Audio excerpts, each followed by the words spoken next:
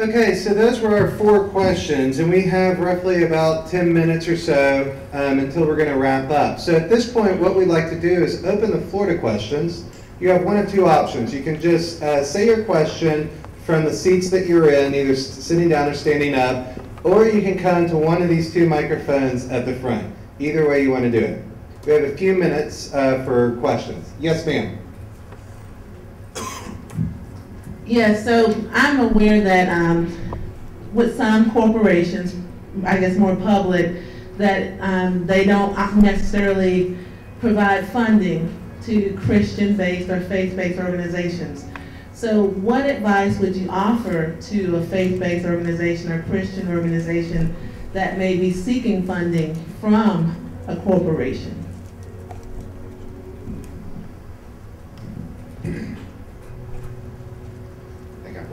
I'm not sure why, but one way to get to a company's assets is to their employees. I mean, I'm not saying you can come in and send an email to our employees, but if you know people who do work for our company, for example, you can always try to reach them and ask them to contribute, and in many cases the company can help match that contribution.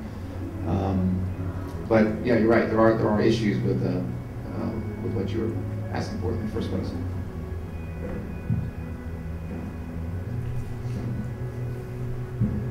Well, when we designed a few years ago, we actually have a dedicated website for any donation request, and it's several pages you just fill out. It's emailed to us, and that provides us with the information we need to see if we can help you out or not.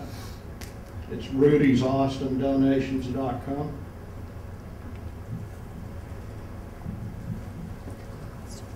Okay, next question.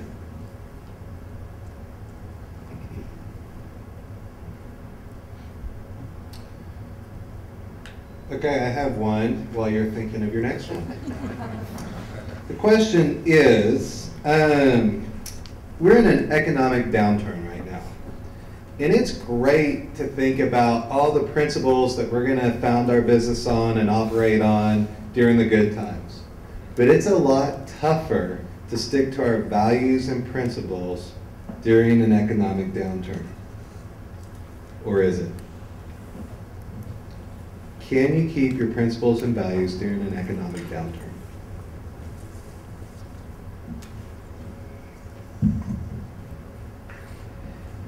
I think the short answer is yes. You have to.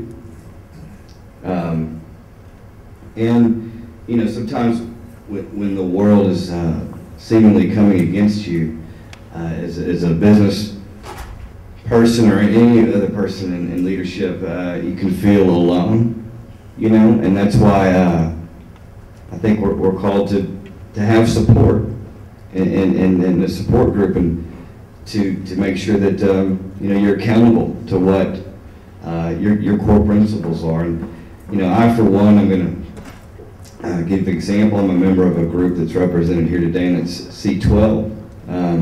Something like that. We get together monthly and discuss real life issues and how we stay true to our principles and our faith, and keep each other supported and in line. But I think the bottom answer is yes. But you know, have your friends handy.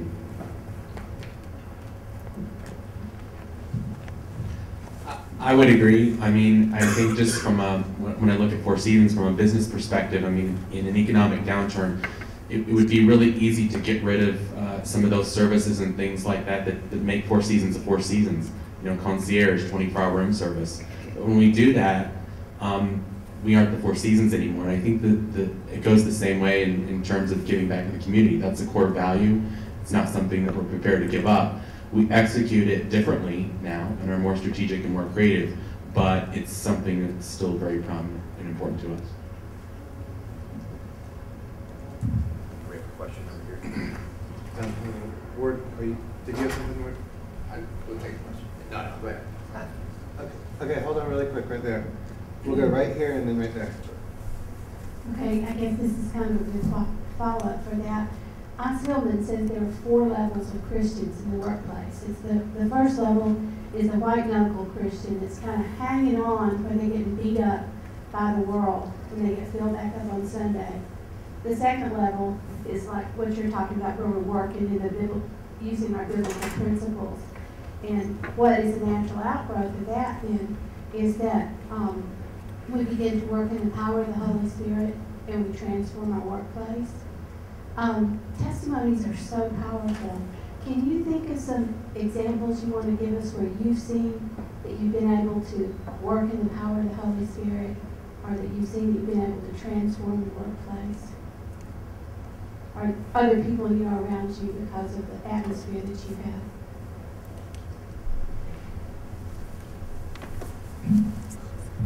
have? One example comes to mind. Once a month, myself and my partner, the other owner, meet with our 7 directors and our 7 general managers. The first hour of that meeting, we call it life balance. And we talk about those dimensions I mentioned earlier. Many of those meetings have to do with spirituality. And they're paid to come to the meeting, so they're required to be there, even if they don't participate.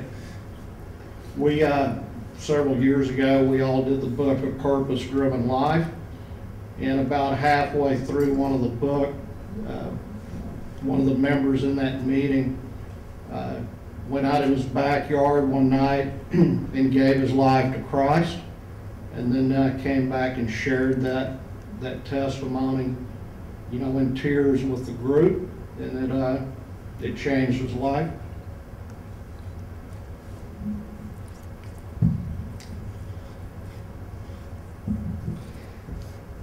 You know, we make time available for voluntary Bible studies or quarterly gatherings as well. That's during before and during the work time that if you want to come to, you can. And I've seen at times those numbers, people who participate in that increase. And I know for a fact that lives have been changed, and one of the things I can point to is that people on our team being able to open up to each other and bond in ways that they might not in any other place in life, and it's really transformed what can be a grind into sometimes a very wonderful atmosphere. So I've seen that as well.